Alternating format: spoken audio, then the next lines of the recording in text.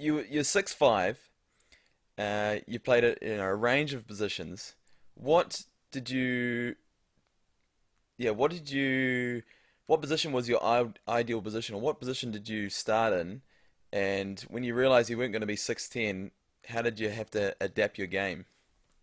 Yeah, it's a good question, and to be honest, I probably started as a point guard when I was younger. I like to handle the ball and and bring it up the court, and I wasn't like, even though I'm 6'5", which is tall, I guess in general terms, not certainly not in basketball terms, but I wasn't that kid in your class who was really tall and everyone went, that guy's going to be a basketball player.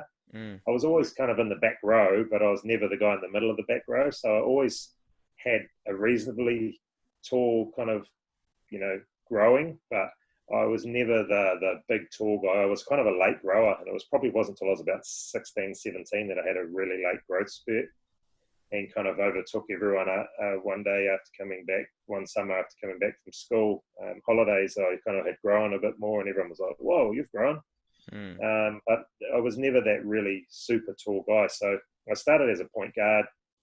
I think when I first joined the Auckland team in '94, I was a shooting guard, mm, and people that play with me will probably not believe that because I don't shoot threes at all now, or mm. didn't back then.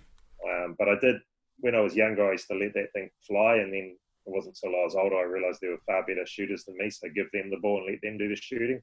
Mm. And then I evolved into a swingman, like a three-man kind of inside-outside, because I didn't do a lot of outside shooting. And then as I got slower and older and a little bit stronger, I moved into the four spot. And then at the very latter part of my career, I was so slow that they'd have me marking the big slow guys, but unfortunately they were the big tall guys as well. So I had Mm. to use my craftiness to be able to guard them. So I guess throughout my career, I've played from point guard right through to centre, but kind of enjoyed every spot. But if I was to choose a spot to go back and really, like if someone had said, where do you want to play? Mm. I think it's point guard. And the reason being is I love, even when I was playing as a forward, I like to control the game and have the ball go through my hands and make decisions from my hands and things, and be able to understand what the shot clock's at, and who to get the ball to at what time. If Kirk Penny's hit three threes in a row, we've got to run a play to get him the ball again, and Mm. little things like that. And I think obviously yourself being a point guard, you control the shots out there, and Mm. that's always a fun place to be. Yeah, and I guess as well. Well, no, I saw this firsthand in 2009 when I joined the Auckland Stars and you were still playing. And my perception, 'cause watching you on TV all the time, was, oh, he never takes any shots. He never takes any shots. He's a great passer and he's got a high IQ and a great defender. And then we would go to trainings and we'd be doing shooting drills and you'd be the best shooter. And I was so confused because I was like, hold on, this guy can shoot. And I'd go back to my mates, I'd be like, "Look, Dylan can actually shoot. Like, he's killing us in these basketball drills. But you never took shots in games." Yeah, it's crazy. It's kind of the evolution of a game, and probably coaching a little bit as well. Like I say, when I was in high school, I mean, I would try and score 40 a game. Mm, I would pass as well. I wasn't. I don't think I was ever. I don't think anyone would have ever tagged me greedy, because I always, if someone was in a better position, I would always make the pass. But I could definitely score, and I wanted to be a scorer when I was younger. I didn't care about defense when I was younger because it didn't matter. Like, it's just mm, no one cared about defense, and no one still cares about defense. The reality is, defense is what makes teams good, but no one really cares about it. Like, as mm, far as fans and people go. But yeah, I mean, for me, it was, I spend a lot of time shooting the ball, and I can shoot. And I always laugh at people. And throughout my career, I've had trolls and people that will say, "Oh man, I'm a way better shooter than him." And I always say to them, "Yeah, come and have some shots. Yeah, let's see if you are." mm. And people that I've actually taken up on the offer, I've killed them in shooting drills. And it's like, I can shoot. I just choose not to shoot. But I'm not as good as Kirk Penny, Phil Jones, CJ Bruton, Piero Cameron, those guys who are really Mm, good shooters. But at times, throughout my career, I've been able to, hit shots every now and then. But to me, because of my basketball IQ, I think it kind of held me back pursuing that shooting style, because I figured there were better shooters out there. And for me to be able to get to their level would have taken so much training just to be able to get better, mm, that why not just become really good at making them look good and make good passes to them or great screens to them. And that's kind of how my game, I guess, evolved or shifted. Was, hey, I realized if I wanted to get court time with Tab Baldwin, I played good defense, I executed the offense well, and I got the ball to the right people at the right time. And Mm.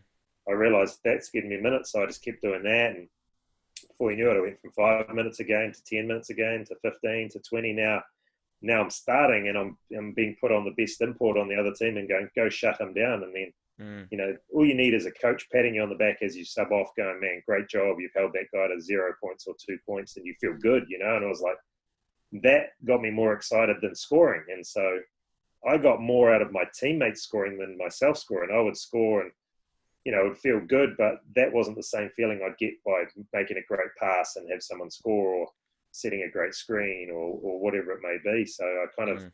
used that as the thing that was going to define me as a player. If I was to, like, when I look back now, if I was to go back, and I would definitely be a shooter, because shooters get paid money. The guys that do what I do, they don't get paid nothing. When my own son, I was like, you've got to become a shooter. You've got to become a scorer. They're the ones who get the big money. Those are Mm. the ones that are valuable. But unfortunately, he followed my footsteps and is almost a clone of me in a guard version. Mm. Yeah, Crazy. it's well, just watching The Last Dance, and obviously Rodman was highlighted in episode 2 or 3, and was he someone that you modeled your game on, apart from It the wasn't off someone the I court modelled my. stuff? Yeah. Yeah, I was a little bit crazy too especially when I was younger, but Mm. definitely not like him. But Yeah. I've had probably as many hairstyles as he's had, but apart from that, Mm. not the drama that he has in the bars and things. But nah, for me it was I loved watching Rodman. I loved the impact he could have on a game without scoring a point. I wouldn't say I molded my game on Rodman, but he certainly was someone I looked up to, and how he could rebound at it. And he was an undersized guy as well. Mm. Wasn't super big and muscular like some of the guys were back in those days. He was just a good athlete that understood the game. And it's funny because people think Rodman's just this deadbeat guy that gets rebounds, but you don't get over 20 rebounds in a game unless you have a really good understanding of trajectory of the ball and where it's Yeah, bouncing. And he talked about that, and that he that was did. awesome to hear him talk about that stuff, that he honed in on a skill that no one else had honed in on, and became, the world's best rebounder essentially. Mm. So with your basketball IQ, you talked about it, how you just felt like it came naturally. Did you watch a lot of tape? Did you do a lot of scouting before games I, to be able to I pick up on things, or was it just something that you just could read the game? Yeah, I did later on in my career, when I understood that I had something that others didn't have, and that I could absorb. Like when we were going into play a player, for example, and I would know if he liked to go left or right, or if he went left, he shot pull-ups. If he went right, he went all the way to the hoop. I knew all that going into games, and Mm. I would use that as my advantage. And my big thing that I would try and break people on a court mentally, I would try and break them. And, even back when I can remember my last year of playing, there was an import playing for Manawatu Jets, and he started trash talking me. And Mm. I wasn't a big trash talker at all. I was just like, I just went about my business, and I'm not quick witted enough to come back with, Yeah, when people it's always talk. after. My only thing I say is, oh, fuck off or something, like Yeah. I don't have any comeback, so I Mm. don't bother talking. And this guy started talking trash to me because he'd made a couple of baskets. And it wasn't even on me, he'd made them on someone else. And so I started guarding him, and I picked his pocket, stole it, and went down. I think someone got a dunk, and he ran back and kind of looked at me and laughed. And I said, man, I'm a granddad, man, and I'm out here picking your pocket. You must be trash. And Yeah. then I started talking to him, and so every time he got the ball, he was trying to wheel and deal on me, and I poked it out a couple other times, and I just kept saying, man, this old man is killing you right now. And Mm. he had nothing. He was just done, because it was like, really, it is. I was in my 40s playing, and this Mm. dude was 22 years old, straight out of college, and it was like, that's just kind of how I went about my business. I try to break people mentally by knowing their moves before they were going to do them, and Mm. that's when I guess I got known as a defensive specialist.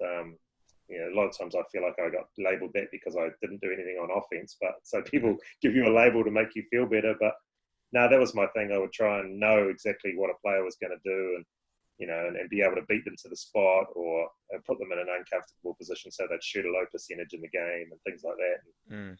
And one of the other things I guess I had is I had quick hands, quick, strong hands, and I would always, you probably remember training with me. I'm always reaching, I'm always in there, hands are always in there, and Mm. that's the one thing coaches tell you: get your hands out, and man, mine were always in there. Even when I'm now coaching, I'm telling kids to get their hands out, and I was the Yeah. worst. I was guilty. Hands are always in there, trying to go for the ball, Mm. going for those 50-50 ones we're hoping the ref doesn't see.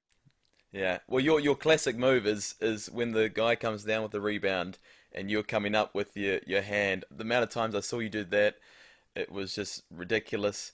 And just even, you'll be marking the fastest guy on the court, but your ability to predict where he's going to be, take the charge, or just be able to stop him in his tracks. And uh, playing basketball as well, I think defense for me was something that I always loved as well. I loved taking a charge. I loved, pickpocketing guys, doing run and jumps. That was probably the most satisfying part was stopping a guy and something I could always rely on if I wasn't shooting well or if the offense wasn't going too well. You always knew you could make up for it on the defensive end.